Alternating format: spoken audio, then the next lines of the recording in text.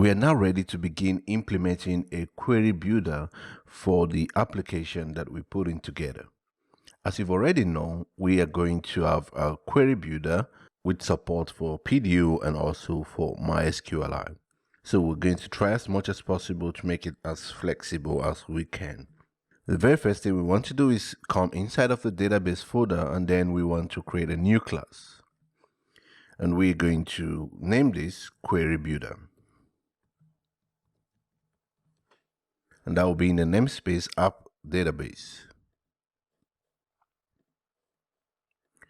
And inside of this class, we're going to have some protected properties. The very first one will be connection. This will be the type of connection that we're using inside of the query builder. So this could be two options, could be PDO or it could be MySQLi. So those are the two connections that we support. We're going to have another one, and this is going to be table. This refers to the table that we are currently working with. And the next one is going to be statement. Statement is basically going to hold the result set. When we run a query, the result set will be gotten from the statement. And then the next one will be feeds. So basically feeds will be database feeds. So if we have a table and we have some columns in that table, the feeds will be those columns. And you see how we're going to use this later. And then we have placeholders. So placeholders will be used to facilitate using prepared statement, because we are using MySQLi in the object-oriented way and also PDO. And we have the ability to use prepared statement to protect against SQL injection. So we will need placeholders for that, and we'll also be needing bindings. So bindings will just be the values that will be passed to the question mark in the placeholder. So let's just give a very simple example here. So let's say we have name is equal to, and then here we have a question mark, okay? So these are going to be the placeholder, the question marks, and the value and the feed name. And then we can now have in our binding, which is a separate array, we'll have a value. So let's say value in the name feed, let's say Terry. And then somehow we will be able to resolve these to be replaced. We'll be able to replace the question mark with the value from here. So placeholders, bindings are very important properties of this class that you see how all this fits together later. But that's the basic idea. Going to have some more properties here. This is going to be the operation. So this basically will refer to the type of DML operation that we want to perform. DML is data manipulation language, which basically covers the part that we're dealing with, which has to do with querying data from the database, updating data which is already in the database, or inserting new record into the database. So all these are all part of the term data manipulation language. So we can have select statement, we can have update, delete, and create or insert. So this is going to be at a specific point in time referred to one of the DML statements. So it could be select, could be update, insert, and it could be delete. So this will be the which operation are we currently going to perform. So that's what we're going to track with this property here. And then we're going to have some constants here. So the very first constant I want to create here will be operators. So these are going to be the operators that we will support. Definitely we're not going to support all of the operators that are available in MySQL or in SQL, sorry.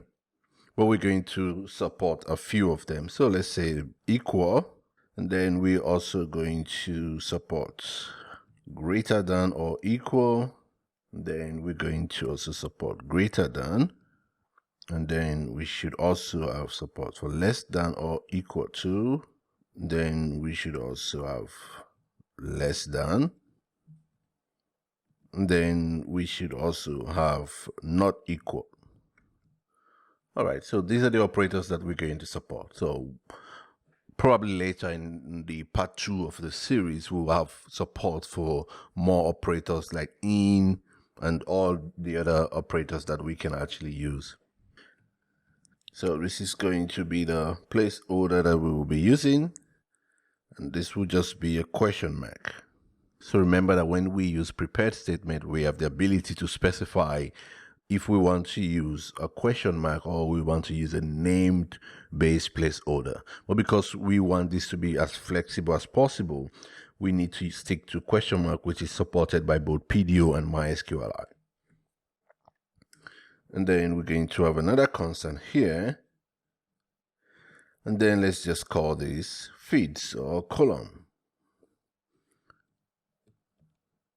So we could call this columns or we could call this feeds. So let's go with columns so we don't confuse with the previous one there.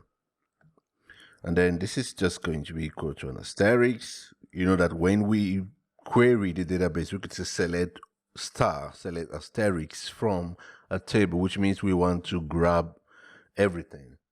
Okay, so that's what this means. And then we're going to have a few more. DML type.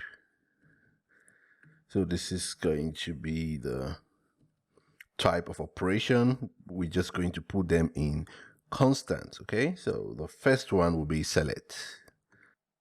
DML type select. That will be equal to the string select. And then I'm going to make duplicates of this. And then let's say this is insert. So this is update, and let's say this is delete. And then we'll just change the last part too. So delete, update, insert.